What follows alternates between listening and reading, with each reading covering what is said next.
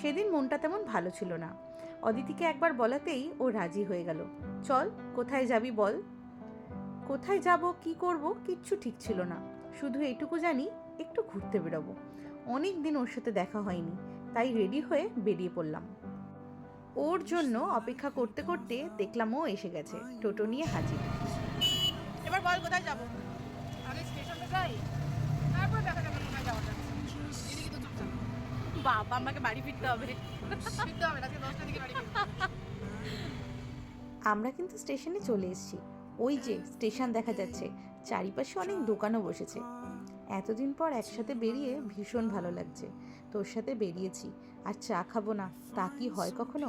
এই জানো তো, আমাদের এখানে 10 টাকায় তান্দুরি চা পাওয়া যায়। চলো তোমাদেরকেও দেখাই। আমাদের ওখানে তান্দুরি চায়ের দাম কত অবশ্যই কমেন্ট করে জানিও। আমরা দুজন চা লাভার, আমরা রাস্তার দুধ চা খেতে খুব ভালোবাসি। ব্যাস, চা খাওয়া শেষ। এবারে আমরা চলে এসেছি আমাদের রায়গঞ্জের একটা বার্গারের দোকানে, যেখানে 50 থেকে 60 টাকার মধ্যে দারুণ বার্গার পাওয়া যায়। আর দাদাটার ব্যবহার ভীষণ ভালো। কত? আবার দেখ, আমার জন্য স্পেশাল দিয়েছে, দেখেছিস? আমার বড় আসেনি না, ওর জন্য স্পেশাল দিয়েছে। আমার বড় আসলে আরেকটু স্পেশাল হতো, তাই তো বলো, একই না? আমরা প্রায় এই দোকানটাতে যাই, তাই দাদাটা আমাদের সাথে খুব মজা করে। না না, হবে আর না, গন্ধ করবে না হলে। ও বাবা, মেয়োনিজ ভরে ভরে দিচ্ছে।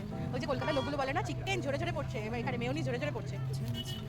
দেখো গাইস, লাল লাল ঝোল ঝোল, না, লাল লাল ঝাল ঝাল। লাল লাল ঝাল ঝাল গলে গলে পড়ছে।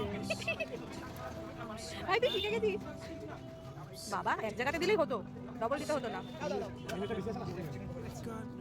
মেয়োনিজ ভরা বার্গার শুধু মুখে ভরার পালা। কেমন? এই সত্য, এবার আমাকে ভিডিও করে দে, আমি এবার খাবো। কোথায় হাওয়া করে ভাই? ওই যে ফ্লাইওভারটা আরো হাওয়া পড়ে, উপরে একদম টপটাতে গেলে ও বাবা, গল গল গল গল করে হাওয়া আসে। আমি তো জানি ফুরফুর করে হাওয়া হয়, গলগল হাওয়াটা কি রে? গলগল করে, গলগল করে তো বমি করে। হাওয়া দেখতে একটু বেশি।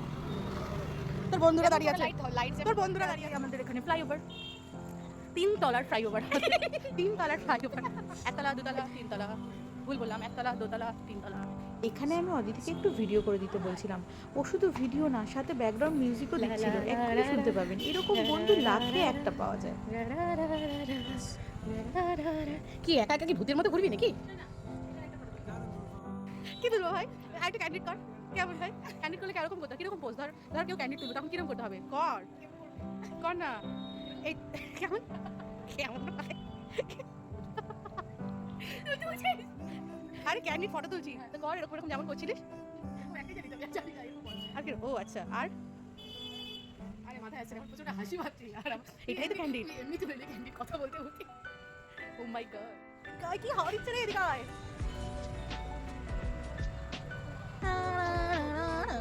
কি করছো মা? মা ধরে গেছে। আরে সিরিয়াসলি খুব হাওয়া দিচ্ছে, জায়গাটা ভীষণ ভালো লাগছে। অনেক অনেক পাগলামি করেছি তোর সাথে। তোর সাথে বেরোলে আমার যেন মনে হয় যে আমি একদম হাওয়ায় ভেসে উড়ে চলে যাচ্ছি। এই একটা জিনিস তোমরা দেখো, আমরা কীভাবে ভিডিও বানাই। জাস্ট একটু ফাঁকা পেয়েছি আমরা স্টেশন, তারপরে আমরা ভিডিও করতে শুরু করেছিলাম।